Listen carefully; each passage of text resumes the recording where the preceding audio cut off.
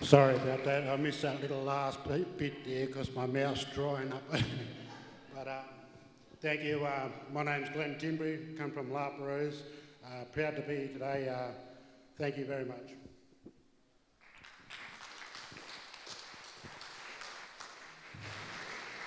Good afternoon, everyone, and thank you for joining us today for this important occasion.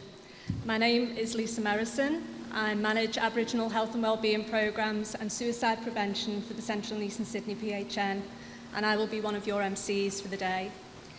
Without any further ado, I would like to introduce a very special lady, a respected Bidjigal Gweagal elder, Auntie Barb, who will perform our Welcome to Country. Thank you.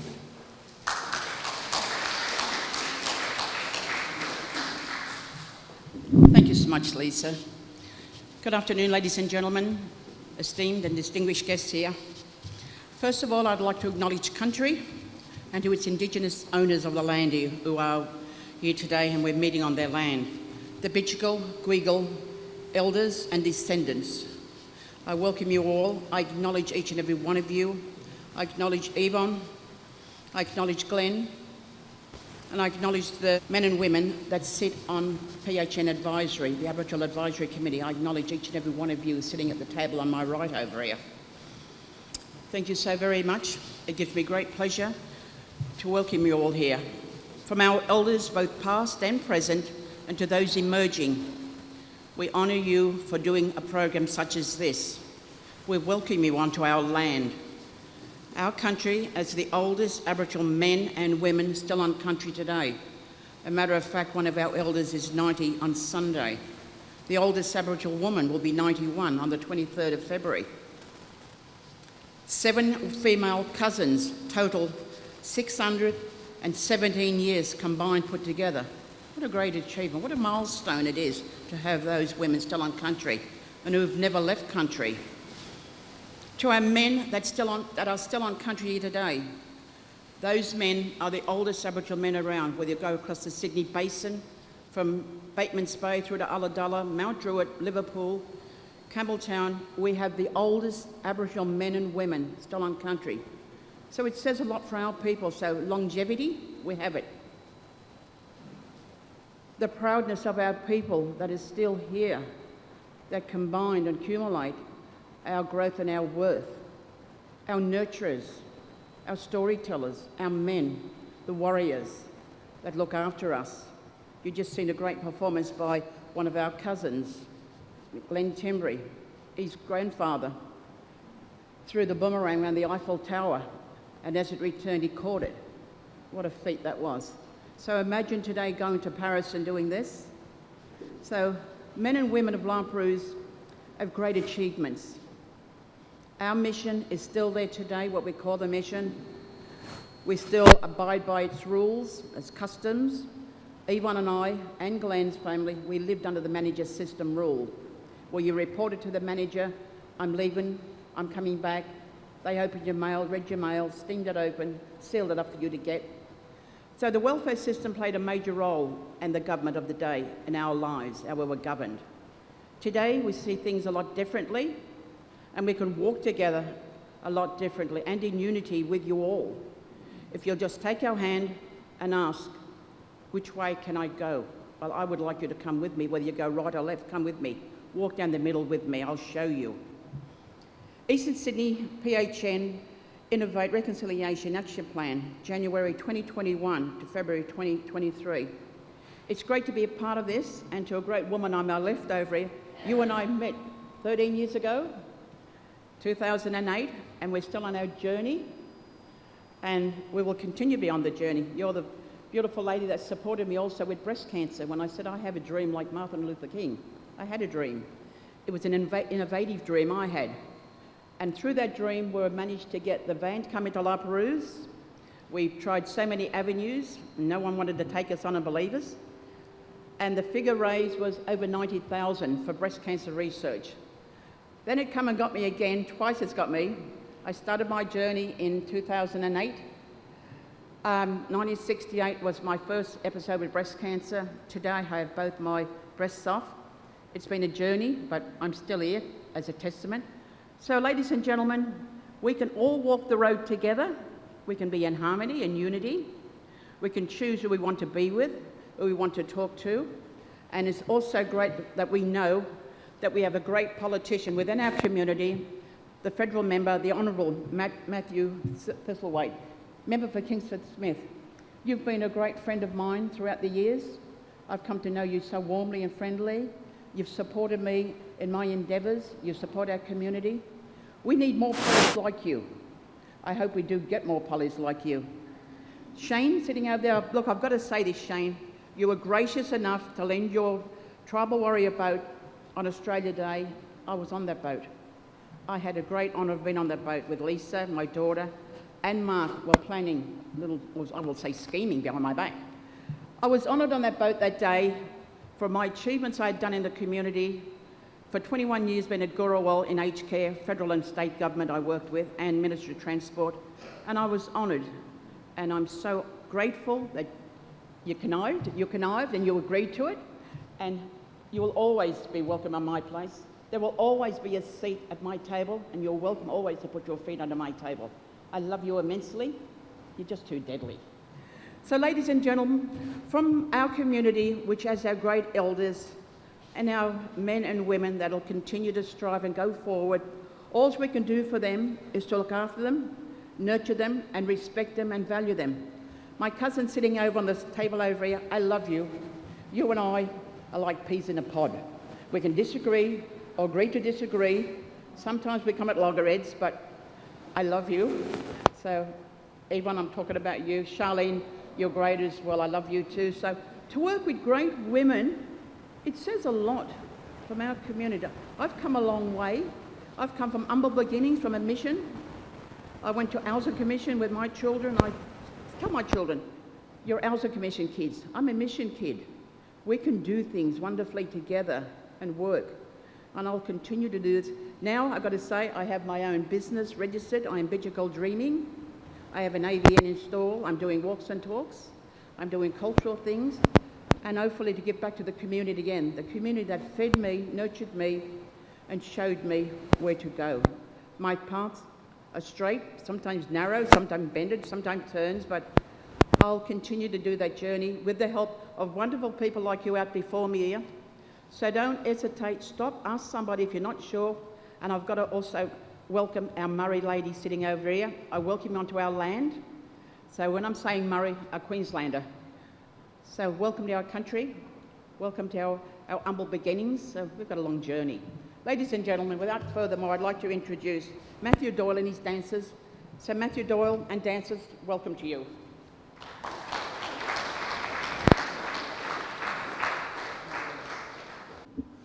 Thank you, Anibab. Good to see you, and a lot of other familiar faces here today. Tadi balang onia yoli birongo marago ngorang daroro Bidjigalora. Just like to acknowledge our ancestors and that we're on Bidjigal land. And going to share some dances with you today. The first one is our welcome dance to welcome you all here.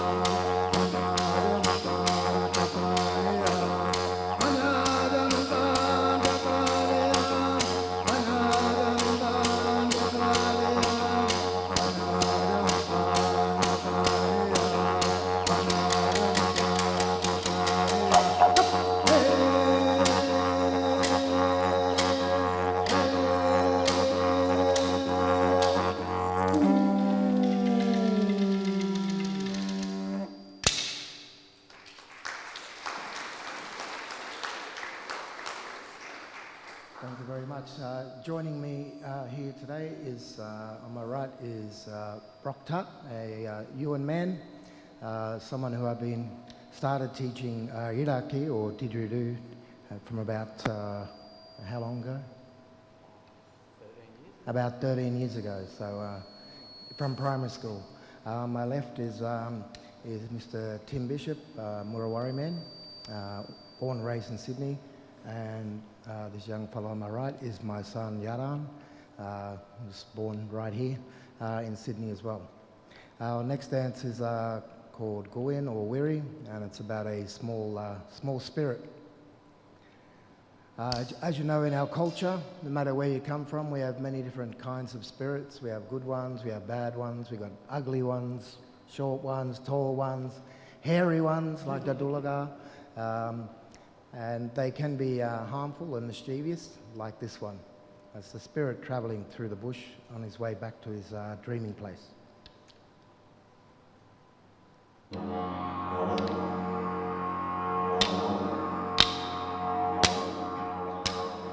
When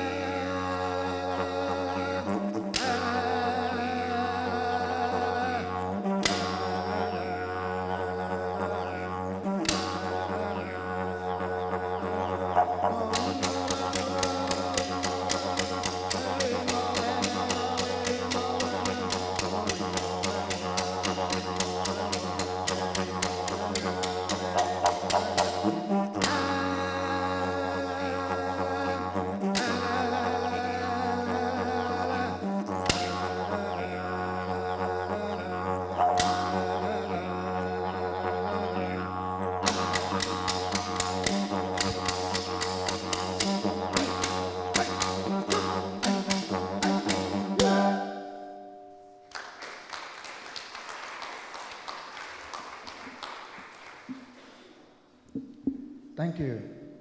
We have one more dance for you today, and that's called Wiradjurban, and it's the dance about one of the totems for Dharawal people is the lyrebird. Lyrebird's unique to Australia, of course, but it's a very, very clever bird.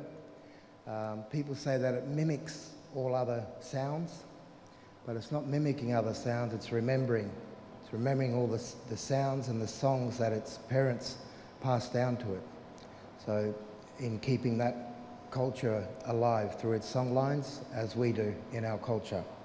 So the lyrebird is not only a great singer, it's also a great dancer, and particularly the male, who has the tail feathers, and they like to show off, particularly when they're trying to find a girlfriend. They build their mound and dance and try and attract a mate. Wiradjurban.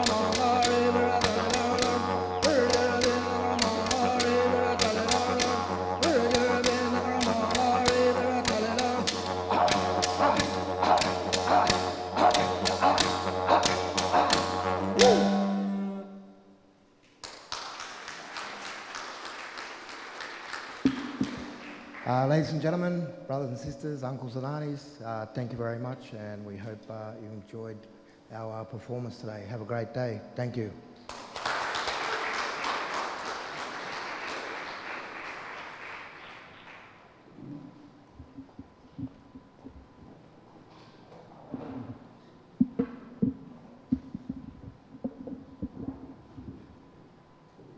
Thank you, Matthew, and to the men assisting there.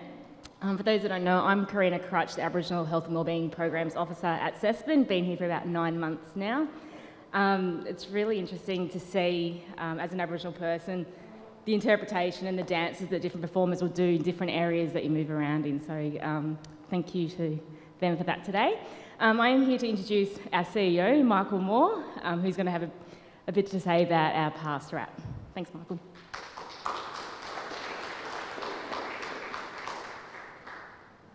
Thanks, Karina. I have to say I'm very proud to be here today. Thank you very much, Annie Barb, for your always warm, always very welcoming welcome to country. Glenn, thank you for your beautiful didgeridoo playing. And Matthew, always impressed by your dances. I too acknowledge the Bidjigal people of the Eora Nation on whose land we meet today. I pay my respect to elders, past, present and emerging, and all Aboriginal people here with us today. I'd also like to welcome Matt Thistlethwaite, the member for Kingston Smith. So welcome everybody to the launch of our second Innovate Reconciliation Action Plan. This one runs from 2021 to 2023. At Central and Eastern Sydney Primary Health Network, we take our Reconciliation Action Plan very seriously. We see it as an integral living document that will help us achieve our vision for reconciliation. We want to see a future where Aboriginal and Torres Strait Islander people enjoy the same level of physical, social and emotional wellbeing as all other Australian people. And the only way we can do that is by actively, all of us, listening, learning and taking action. Our previous Reconciliation Action Plan, which covered the period from 2018 up until December 2020, was developed to foster positive relationships with Aboriginal and Torres Strait Islander people and communities in our region.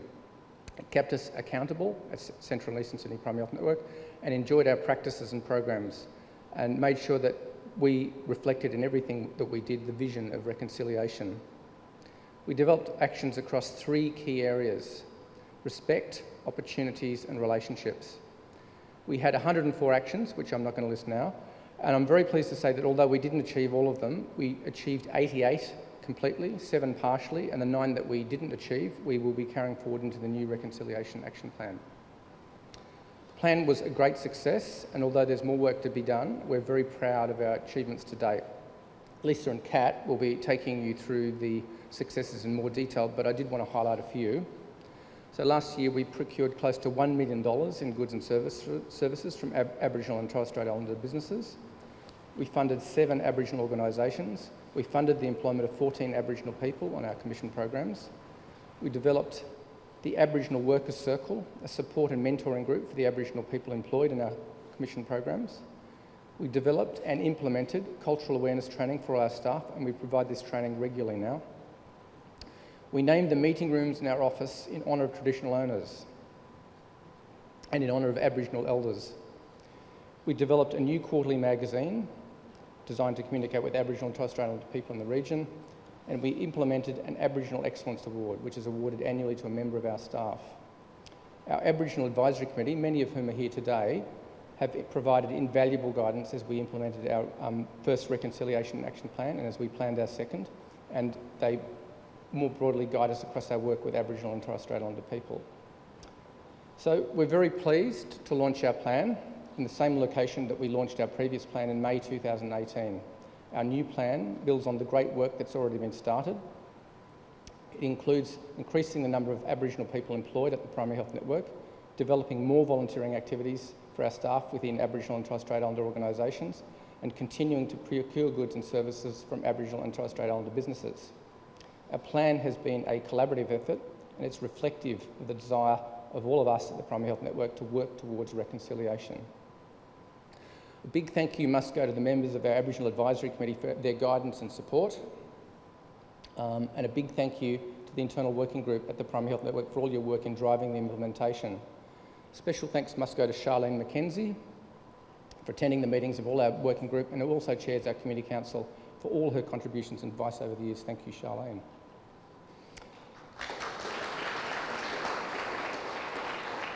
I'd now like to introduce the Honourable Matt Thistlethwaite, Member for Kingston Smith, who many of you would already know. We're very grateful to Matt for joining us today on what is for us a very important occasion, and Matt will be sharing his thoughts on the significance of working towards reconciliation. Thanks, Matt.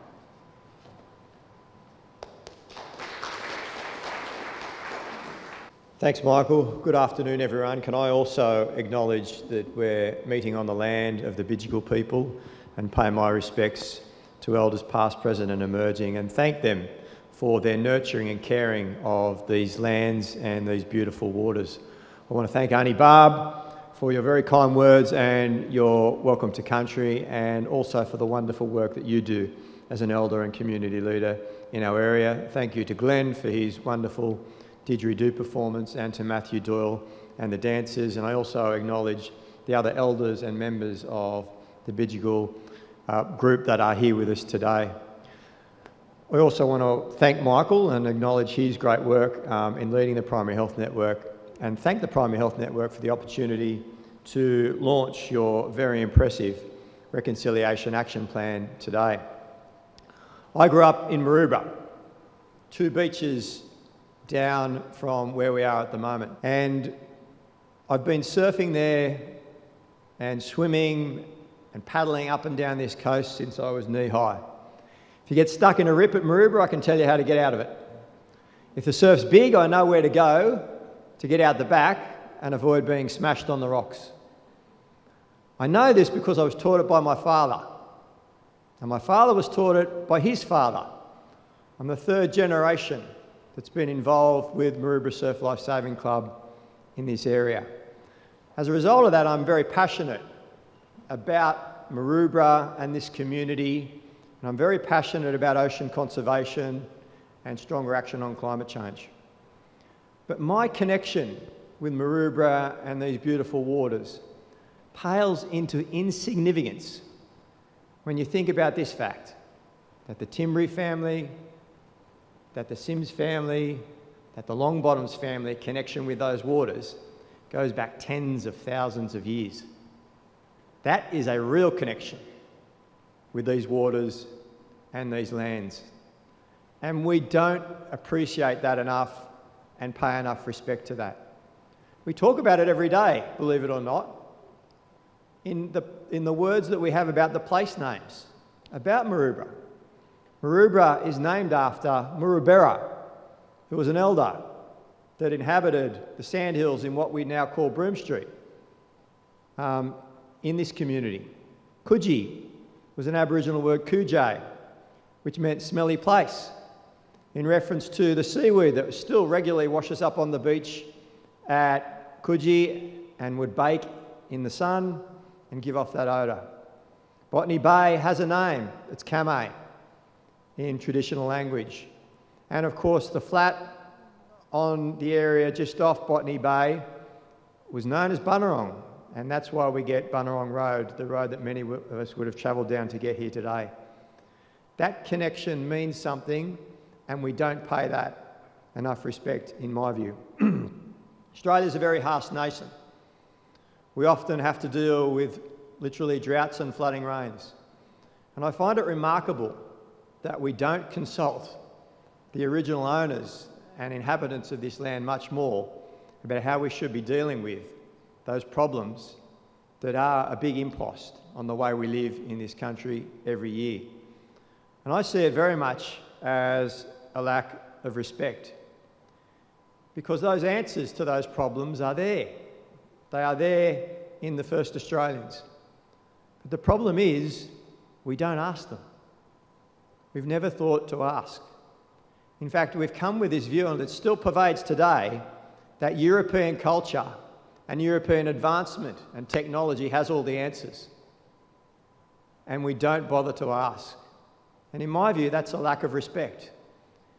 It's not respect for the connection to this country that Aboriginal and Torres Strait Islander people have had for many, many years. And that's why this Reconciliation Action Plan is so important, in my view, because it represents your body's commitment to respecting Aboriginal culture and heritage and connection to this land in our community and in the important work that you do in our area. It represents your commitment to working with Aboriginal and Torres Strait Islander people to deliver better social outcomes, better health outcomes, and better economic outcomes in our community. The other point is that written plans do matter. They matter quite a bit, and they make a difference. I want to congratulate the advisory body that put this together, but also the internal working group. And I noticed when I looked through and read the plan that 12 of the 13 people on the internal working group are women, and 6 of the 10 on the advisory group are women.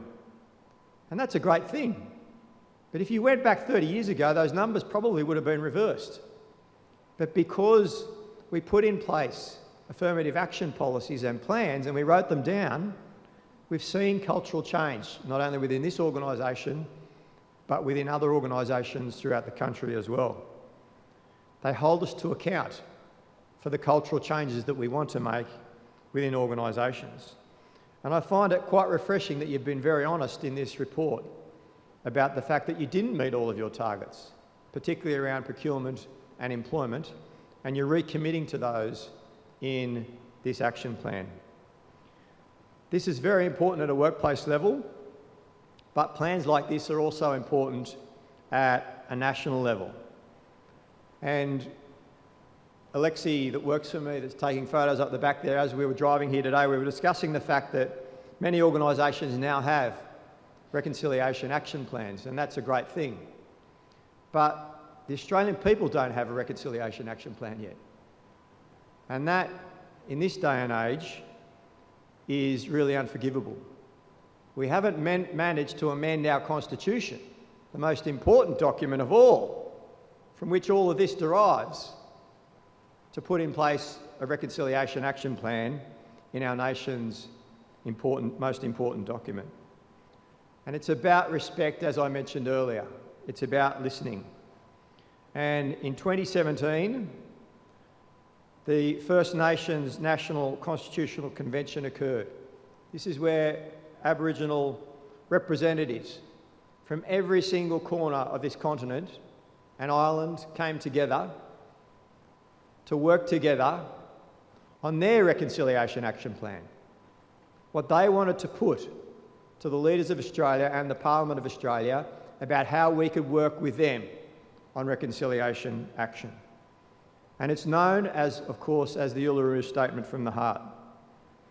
It has three basic outlines: a constitutionally enshrined voice to Parliament, Makarrata, and truth-telling.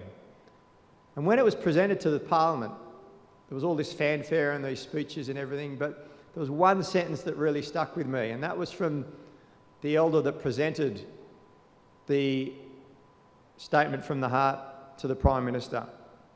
And that person said, "Talk with us, not to us." And that is what the Uluru Statement from the Heart represents. Talk with us, not to us. But in 2021, the Parliament still hasn't taken that action. We are still talking to Aboriginal and Torres Strait Islander people and not with them. And we keep just coming up with these excuses, these pathetic excuses about why we shouldn't listen and pay respect to our Indigenous leaders and actually put a referendum to the Australian people to constitutionally enshrine a voice to Parliament and to deliver on these issues. The Parliament and the government is still talking about these things 5 years after that plan was put in place. We're still not listening. And that's the great shame about what's going on at a national level, but it's also why these action plans are so important. Because despite the government's inaction and intransigence on this, it's great to see that organisations such as yours in the public service in Australia are taking that action instead and making sure that you can make a difference in your workplace. So I congratulate the Central and Eastern Sydney Primary Health Network for putting together this innovative reconciliation action plan. Congratulations, and thank you for working with the elders in our community and listening to them about what we need to do together to improve the economic and social outcomes for the First Australians, whose connection with this land and with these beautiful waters is so important to all of us. Thank you very much.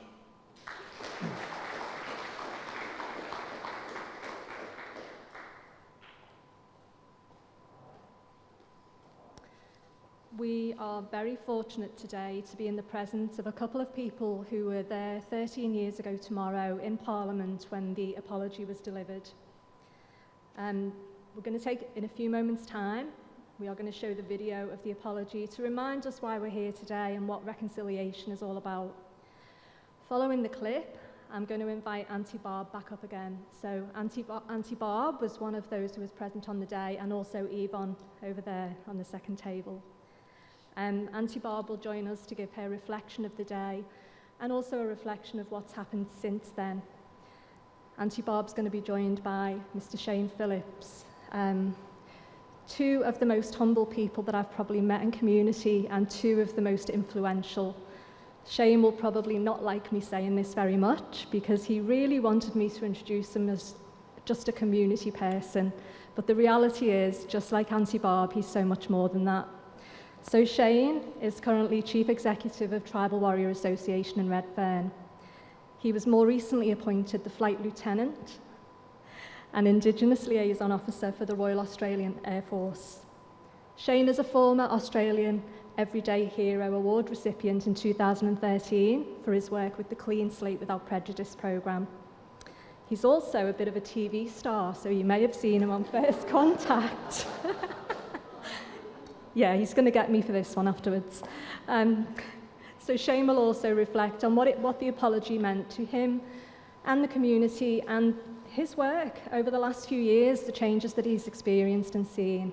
So we'll now take time to reflect on that pivotal emotional moment 13 years ago. It's fair to say, if you have empathy, you will find it very difficult to watch without being emotional. Thank you.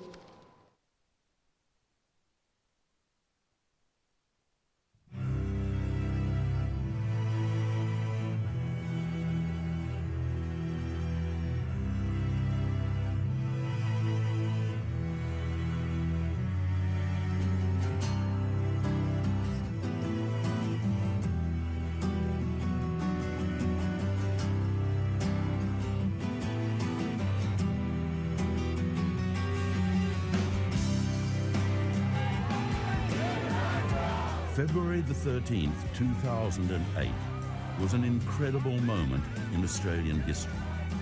A day in which the nation stopped, joined together to acknowledge the sufferings of Indigenous Australians.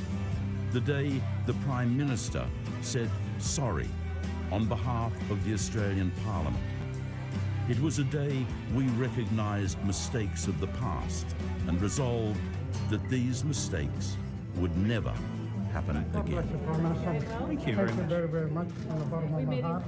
An apology is not the panacea. It's not the one-stop shop that means that everything's going to be fine.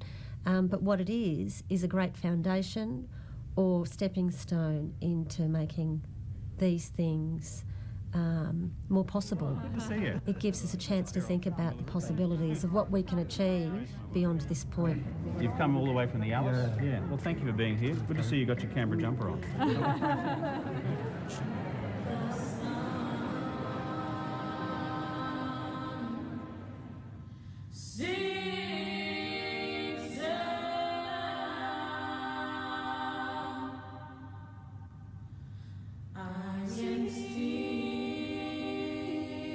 To the stolen generations, I say the following.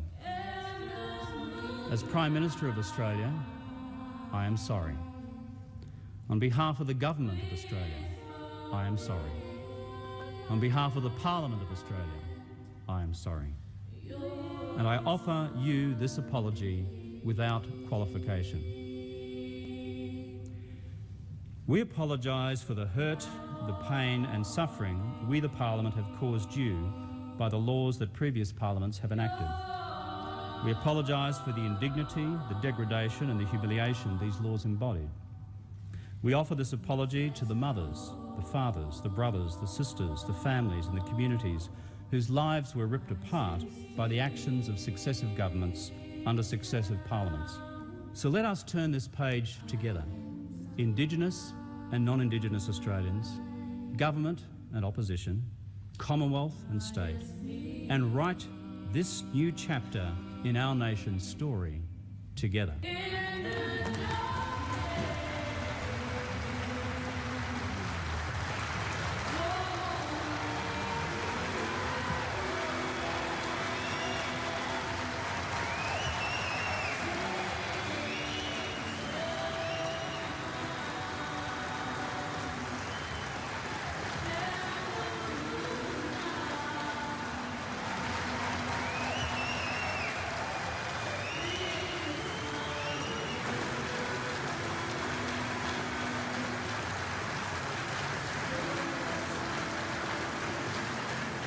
You could hear a pin drop. It was electrifying, that atmosphere. And I remember a journalist asking me an hour later, what was it like in there? Can you describe it? And that was the singular word that I could think of. There was no other way to describe it. It was electrifying once it all had unfolded. And then, of course, the tears, and more tears and more tears and more tears. The crying has never stopped. It's like it was just the beginning of a huge breath, you know, an exhale of relief and emotion that still hasn't stopped. After all these years, forget about all the troubled times. For people like me, and there's a lot of people out there like me who weren't personally stolen or taken away from their families, but my ancestors were, my grandmother was, and it's because of that that I no longer have my language. I no longer am familiar with some of the basics of our culture. Those stories have stopped. So for me personally, I feel like the apology is not just one for my family and the families of the past, but it's also for those of us who mourn the things that we've lost that make up a part of who we are.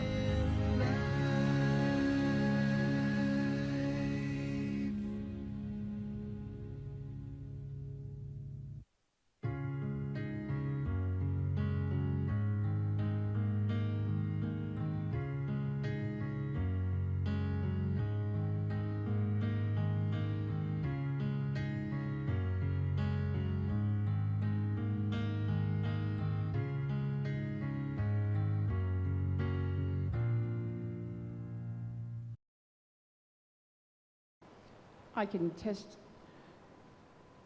I just need to get my right words together. It's emotional. I've got to say I was very privileged to take a group of women to Canberra with me. My cousin, you were with me on that journey again, Avon. So I belong to a Stolen Generations Alliance group. And we went to Canberra. I took 2 elders that have never left country, let alone flying a plane before, ever. Auntie Jean, affectionately known as Auntie Bib. Auntie Norma, 2 sisters, travelled with us. Darlene, myself, my sister Margie, and we were in the gallery. We were watching Kevin Rudd deliver that speech, an emotional and moving speech to the stolen generation. A regime that took children away from their parents, an hideous regime, that's all I can describe it as. We talk about Holocausts with the Jewish people. We also had it here, no different. And these 2 elder women, we travelled down on a Tuesday night, and the apology was delivered on Wednesday, and the Prime Minister and his wife greeted everyone singularly at the door, greeted them, embraced them, and wished them well as they entered the chambers. The line was endless, endless. Women, men from Bomaderry Children's Home, Kinchela Boys Home, Cootamundra Girls Home, Bajura, Parramatta Girls Home, Ralston Boys Home. My journey started with my father. My father was born in 1912. His mother died in childbirth with him in 1912. He was taken away and removed 12 o'clock at night by the welfare system. They were called. The police were called. Manager was called down there, and my dad was born down in the old mission on the beach. My dad served his time in Bomaderry Children's Home. As an infant, a baby, he spent 15 years there. When he turned 15, he was moved again to a place called Gurley, a railway siding near Moree, to serve his apprenticeship. Not a labourer, not a motor mechanic, not a painter, artist, common slave. His meals were put on a tin plate, slid out the door where the dog comes in. He was never allowed to sit and eat at a table with him. He was a chauffeur, handyman, carpenter. He had no shoes, yet the frosts of the morning were cold when he milked the cows for them, fed their pigs, done all the works that they couldn't do themselves, which they chose not to. So he endured all this. It made him a strong man. He lost his identity, his self-worth. He did rekindle many, many years later with his family at La Perouse. Back in 1957, a second wave of generation children were born. Myself, my father and mother had 10 children. My older siblings didn't endure what we did. My 3 brothers, my sister and I were taken away in 1957. Our mother had a heart attack. We were removed 8:30 in the morning. Welfare again was called. The manager at the time was Mr. Jeffries. 3 welfare officials, the local policeman, Joe Beefcroft, who we called Joe Blow, came to our house, marched us up the laneway to 2 chauffeur-driven black cars. We were taken to court in Darlinghurst and we were charged with neglect. Our mother had a heart attack, as I said. We visited our mother in hospital. She was on a mattress on the floor. Other white women were in beds. It was degrading, humiliating, and inhuman. So we endured this. I was 8. I didn't know what to do. I was assigned to look after a little baby, change it, feed it. I didn't know what to do. I was also sexually abused in the home by women, mind you, women. I'll forever hate bathtubs. I don't like bathrooms. I don't like laundries. My abuse started in a bathtub by women, white women. I've carried this with me all my life. I'm 73 next week. This is ingrained in me. It won't go away. The pain, the hurt, the humiliation. degrading. A woman who brought me into the world, who nurtured me, gave me love, showed me love, taught me how to give to others, taught to be kind. Don't be greedy. What you got will do you. If you got too much, share it. The same woman that took us around to these rocks around here, at Little Bay here, we came on a survival trip around here to get food to eat. What you would call today mutton fish, abalone we called mutton fish. My mother was like the Pied Piper when we would go to the rocks. Ewan would come with us as well, family members. So we did this. We went around the rocks to get a feed. We went to Pussycat as well. And we rekindled with Pussycat later on, a place over near Cape Banks, near the golf links. And my mother survived all this. My mother was also an abused victim by my father, who was an abused victim by his peers. It was like a cycle going through a washing machine. When do you stop to put spin? When do you get stopped to dry? So this is what we lived through, and today we can see things differently. The stolen generations and his hate regime, they are memories now, but in Canberra that morning we were there with Auntie Norma and Auntie Beb, will live forever in my heart and my mind. If I had a cylinder, I could put it in and have a time capsule, because that's how it seems to me. We need to walk together. We need to work together. We need to unite. How do we unite? We unite by being a part of each other and walking the same road. I cut myself with all you people in here today, and the multitude of migrants that have come to this country will all bleed red. We don't bleed multitude of colours. There's no room for hate. There's no room for greed. There's no room to say, I want this from you. Let's be united. Let's walk together. All lives do matter. They do really matter. So my brother Bob is no longer with us. He lost his life to an illness 6 years ago in February, next week actually, before his birthday, he died. So he won't be with us anymore. Him and Dad are buried together in Botany Cemetery. So they'll be together. My dad had two brothers also. They were in Bomaderry Children's Home. Those two boys went to Kinchela Boys Home. They lost their identity. They lost their self-worth. They didn't even know they were brothers in the homes. This is what this system did to them. They whitewashed them. They made them Christians. Uncle Herb come out a Christian with Christian beliefs. My dad didn't come out that way. My dad got to meet up with his uncles and family on Lapa Mission. He met my mother in Nowra, and she moved on to Bidjigal country. She's a Wandian woman, Yuin Nation. So I have her blood flowing through me. And my dad, youth, strength, tenacity is inside me as well.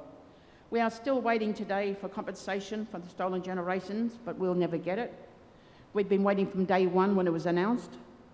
My brother was on that interview panel with them. He sat on the advisory with them, and we're waiting and waiting. We've talked to solicitors. We met with solicitors. It'll never happen to us.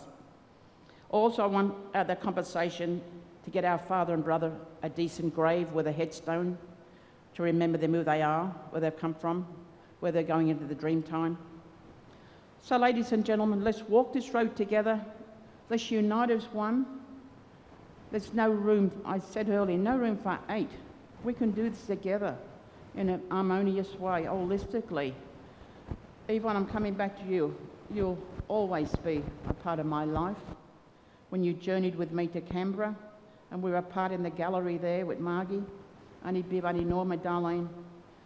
I love sharing my time with you. We do at times have different ideas and conflicts, but at the end of the day, I can still put my arm around you, kiss you on the cheek. You and I, our grandfathers are brothers, so that's the kinship structure you and I will always share, always have. I love you. I love your mother, Auntie Norma, and our sisters and brothers out there. From me to you, from my family, the stolen generations, I say walk in unity, walk in peace, embrace each other, show the hand of friendship. It costs you nothing to smile, nothing to hold the hand of friendship out. Ladies and gentlemen, thank you for listening.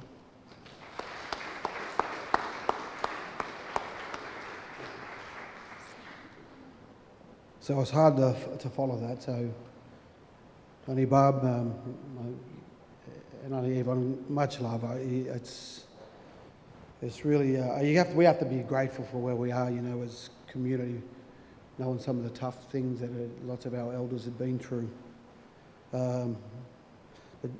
Gianora Bijigal Nai Baya Bawi Nini Malyaku Mail Bio Munual. I guess one of the things I look at that there, and I know my mother's family, they were all taken away. And I remember that day, but I was out on the lawn outside. But I remember the day before. We took a bunch of old men down, and my uncle, it was his birthday, but he had Alzheimer's. He was the last of my mother's family. Anyway, we went to this place where we stayed, and the old men, they were happy. This is the day that they'd waited for their whole lives to be part of. And we went to this place called some tavern in Woden where they had these little units. We stayed there and we went in and had some lunch in with where they were. And there's a bunch of men on the other side of this place. So we were waiting for our food, and then these blokes were all looking at each other and pointing, and I was the youngest there, so I'm thinking, oh, this is going to be fun. And next thing we seen what was on. They all got together, and they were really serious looking. And they walked over to us and they said, "Are you blokes here for that sorry thing tomorrow?" And we said, "Sorry." And he said, "Are you all here for this sorry thing tomorrow?" And we said, "Yeah, we are." So these uncles are here for that sorry tomorrow. And I said, "We're all here for it." And he said, "Well, before that government says that, we just want to say that we're sorry." So, and I still get emotional because it was an amazing moment. And these old men, we were all sort of taken aback from it. It was a pretty profound moment. And the man from that owned the place said, he stopped everything, closed the place up and says, "You know what we're going to do? We're all going to have some food and probably have a drink together here. And this place is closed for everyone else except all of us mob here." It was a pretty emotional moment, and we saw each other. Well, it was I can't even describe it, most of it, the way I felt and the way that I was relieved at the same time. But I knew that those old men, the people I had, people, we wanted more. It wasn't a magic wand, we knew it, but it was a starting point. But they'd waited their whole lives to hear sorry, and it was a really good moment. I guess moving forward, we're here and I've heard everyone talking about it's about leaving a footprint. We are the footprint. PHN, I commend what you're doing. I think what you're doing here is practical. I think it's important, and Michael and the team, Lisa, thank you. Matt, thank you. Auntie Barb, everyone that's involved in it. We're all part of this. We're all part of the footprint. And we have to leave a footprint, or we're irresponsible and we're just doing our own thing. But it appears this is what everyone's doing here. We have to do this because our children should not be part of an industry that's been around for probably too long. And I guess the health industry is one of the industries that we are, I guess, the unfortunate constituents of. But what I do see here with your strategies is that we're talking about practical ways forward, and the most practical way is having real relationships. The old relationship where we were the recipients, it does not work and it's broken. Where we have value for each other, where everyone has a responsibility and a role in it, which is what has happened with our community, taking that responsibility, and actually we get to see where the money from the big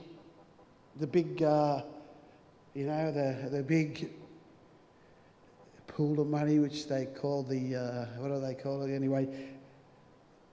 We get to see it, and we actually get to do something with it and empower our people to change it.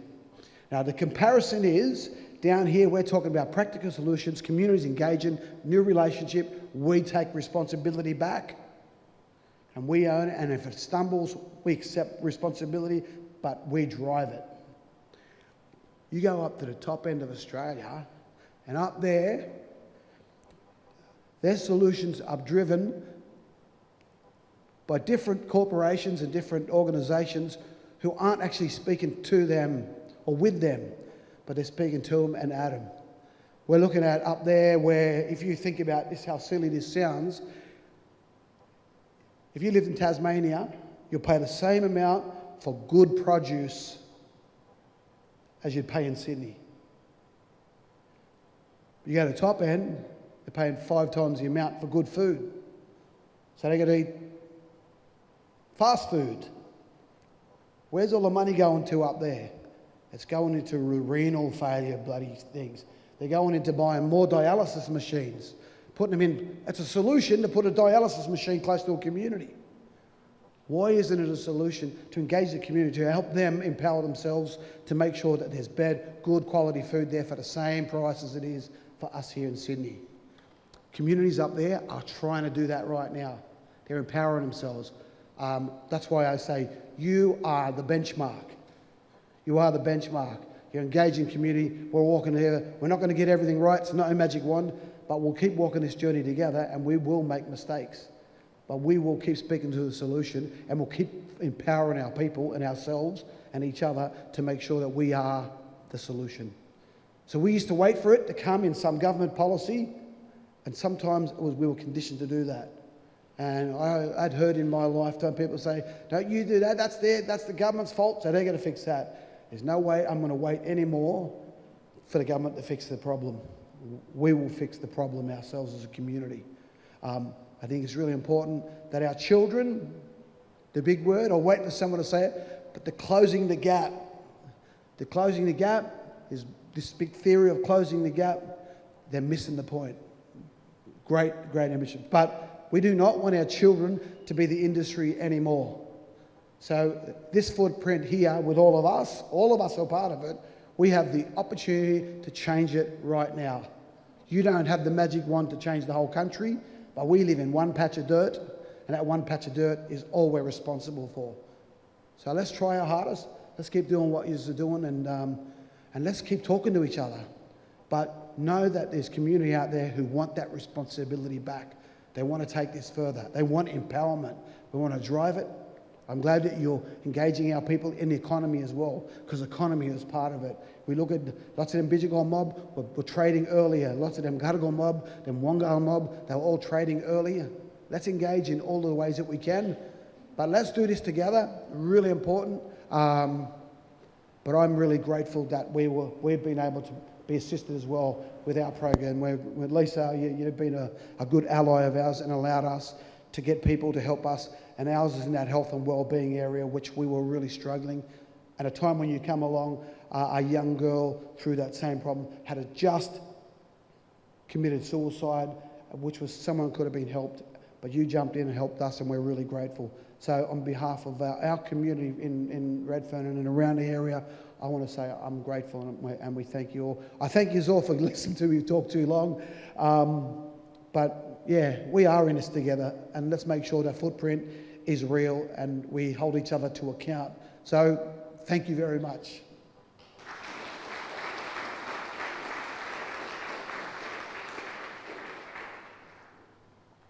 I'd just like to say thanks to Arnie Barb for reflecting on the video. It's not easy to watch still, even after all these years, and there probably wouldn't be an Aboriginal person who didn't know where they were 13 years ago tomorrow. Shane, I think last time I seen you were hanging off the microphone doing karaoke a couple of months ago for Barna's Christmas party. Thank you. It's really good to hear from an organisation that is funded from us that the work that we're actually doing is making an impact and a difference in community. And for me, not being from around here too, everyone's so welcoming, and it's really good to actually be working with community and getting to know everyone, and the work that's happening on the ground too.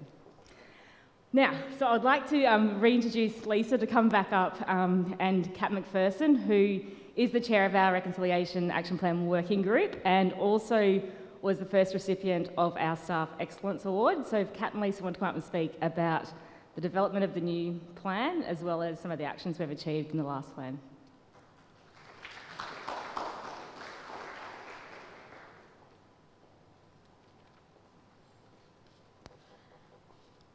Hi everyone. Hard act to follow there, but my name's Kat. Been the chair of the Reconciliation Action Plan Working Group since about the start of last year, and we've been working on the new RAP for probably about 8 or 9 months now. So the working group is a really active and driven group with a diverse membership across all the teams and the PHN. And I want to thank each and every one of you for your time and energy that you bring to the RAP and also that you've brought to the launch today. So as Michael said before, we've made really great strides with the actions of the previous RAP, and that's thanks not just to the working group, but everyone across the organisation has contributed to that achievement. So that's a really wonderful thing to be part of. But to develop the new RAP, we started by reflecting on what we'd done well, but also on the challenges that we've faced, and we have faced a lot of challenges. So our first RAP was extremely ambitious. We set ourselves some real stretch targets, and we didn't meet all of the goals. There had been some organisational changes that we didn't anticipate, which made some actions less relevant or less achievable. And with COVID, we also struggled with our training and our volunteering targets. There were also many actions that we got a really good start to. We created a lot of new policies and revised a lot of policies, but we could see there was still a lot to be done in terms of making sure that these were implemented and evaluated and achieving what we were hoping. One target we didn't meet was our target for employment of Aboriginal and Torres Strait Islander people and our staff. And this is one that we are carrying forward to our new RAP. But even though we didn't achieve this, we've been improving our cultural training program. We did a cultural audit of the office. We've changed the way that we approach our recruitment. And because of all these changes across our organisation at all the different levels, we've created a real foundation so that we will be able to make even more things happen with our new RAP, and hopefully this time we will be able to achieve that target because we've done that groundwork. So the process of reflection was really important, but the RAP is not just for the working group, it's about the whole organisation.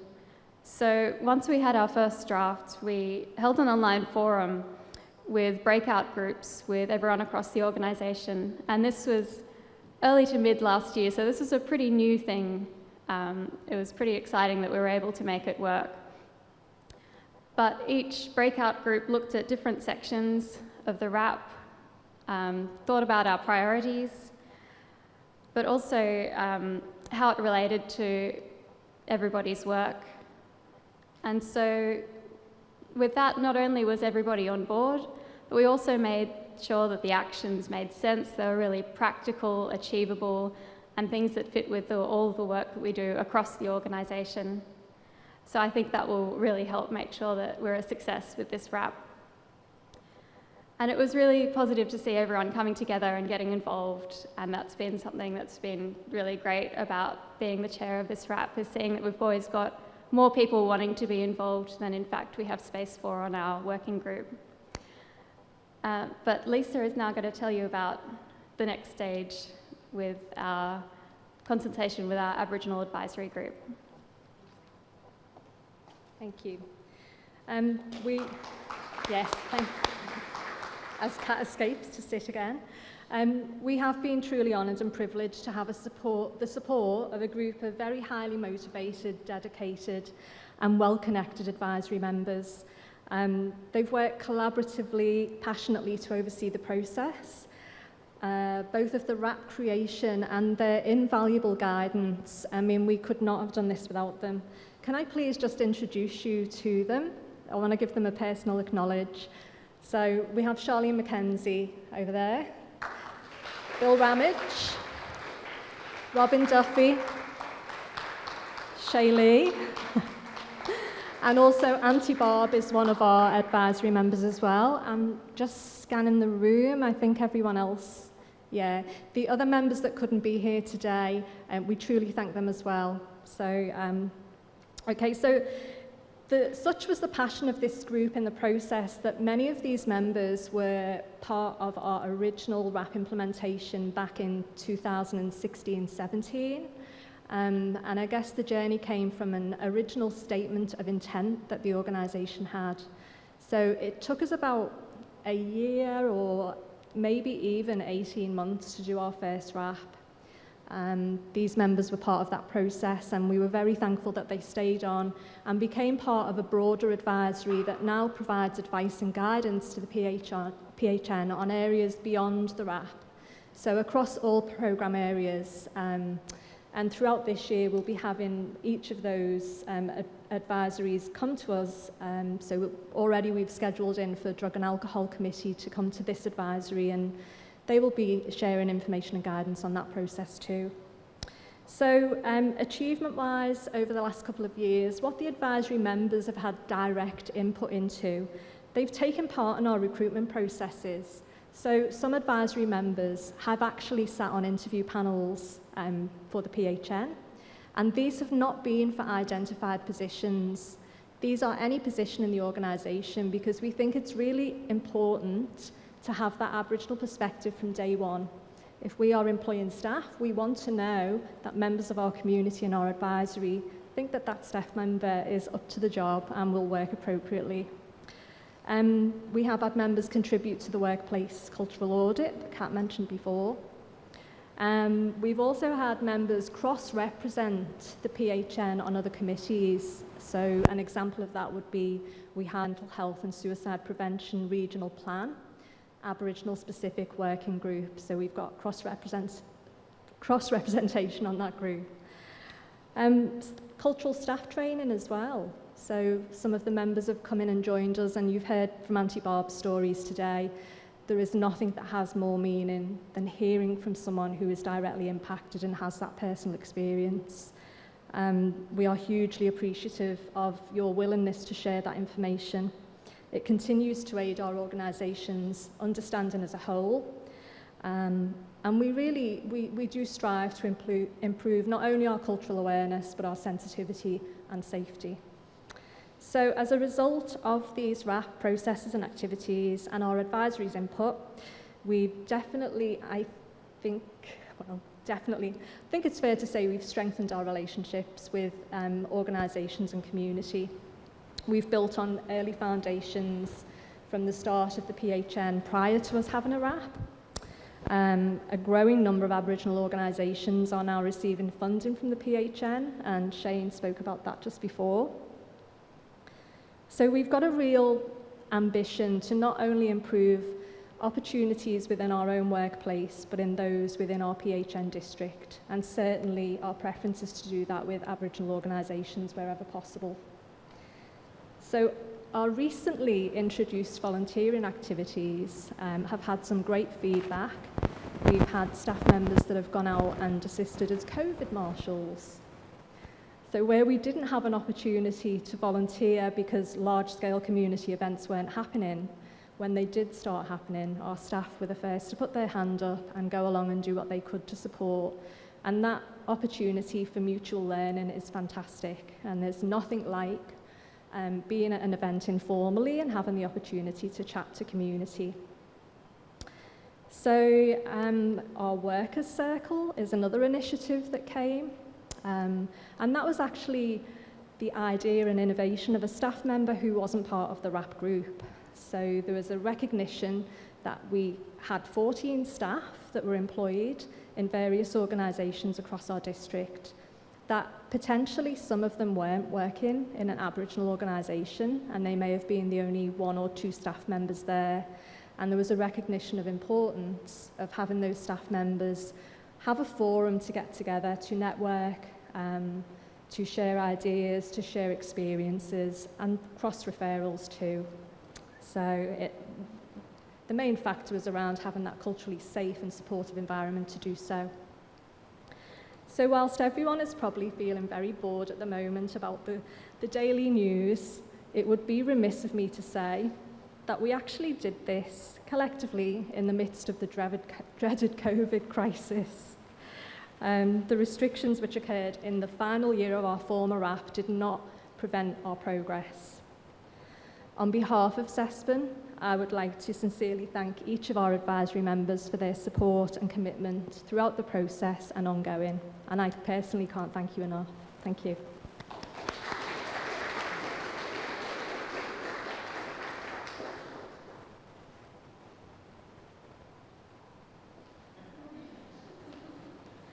My mistake. Okay, we are hoping now to have the chair of our board, who will join us by a link to provide his comments. Hi everyone. Look, I'd also like to acknowledge the traditional owners of the lands on which we're all meeting and pay my respects to elders past and present. I'm very sorry I can't be with you there today. I'm currently on Gadigal land and still seeing patients, unfortunately, when I'd much prefer to be with you all. Thank you all for being here for our launch of our second Reconciliation Action Plan.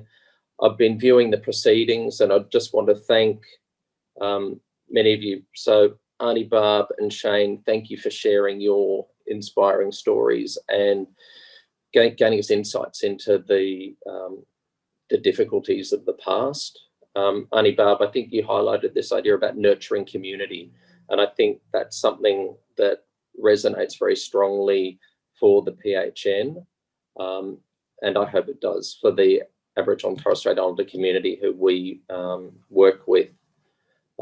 Thank you, Shane. Thank you, Matt. Thank you for our Aboriginal Advisory Committee. And as chair of the board of Central Eastern Sydney Primary Health Network, look, I'm immensely proud at how far we have come since the development of our first plan back in 2018. And I've seen firsthand how the development of the RAP has moved beyond being such a sort of a simple document. And it's becoming central to everything we do at the PHN. For me, there have been some major highlights. The smoking ceremony with Uncle Vic during Reconciliation Week was quite moving for me, and it was a wonderful experience to bring all the staff together at Mascot. And as I said, it sort of, yes, was very moving. I think Lisa's already mentioned, we conducted a cultural audit of all of our facilities and we've named our meeting rooms. So the boardroom is the Queen Emma Timbury room. And it's wonderful to talk to people about the history and life of Emma Timbury. And I'm very proud that our boardroom, that where all the decision making for the PHN is named after the Queen of La Perouse. So I feel like that's sort of growing our connection even more. We've run cultural awareness training for all the staff, including for our board, and that was done by Justin Knoll last year. And it does highlight the systemic disadvantage that Aboriginal and Torres Strait Islander people have suffered and continue to bear, and the importance that we as non-Indigenous people to support empowered Aboriginal and Torres Strait Islander people. So looking ahead, I'm pleased to see that we've got our new reconciliation plan, which will build on our commitment to the community that was in our first plan, and to create a community in Central Eastern Sydney that is equitable and inclusive. So as it states in our plan, our priorities are equity in the health, social and emotional well-being of Aboriginal and Torres Strait Islander peoples, and the inclusion of Aboriginal and Torres Strait Islander peoples in decision-making at all levels across our organisation. In the coming years, we're looking forward to creating more meaningful partnerships with Aboriginal organisations in our local area. I think sort of just to reflect, as Arnie Barb says, we need to work together and we need to walk together. So I'm happy to be, even if I can't be there in person, I look forward to walking with you all in the future. Thank you for all your support and for helping us get one step closer every day. Have a lovely afternoon and enjoy the cake. I also miss that I'm not going to see that too. Thank you.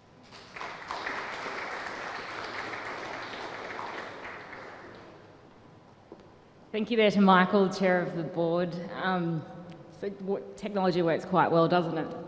I'd like to bring up Lisa, Michael and Kat, who will be cutting the cake. So with the wrap, everyone has got a copy, so that's for you to take home. It can be found on our website as well, and we also will be putting on there, as part of our actions each quarter, our achievements and reporting on that, where we're up to with the wrap to the board and the Primary Health Quarterly each quarter. So Michael, Kat and Lisa, sorry, we just had a couple of people arrive. So while we're doing that as well, we will have tea and coffee available at the back of the room, so staff on each of the tables can help people get those.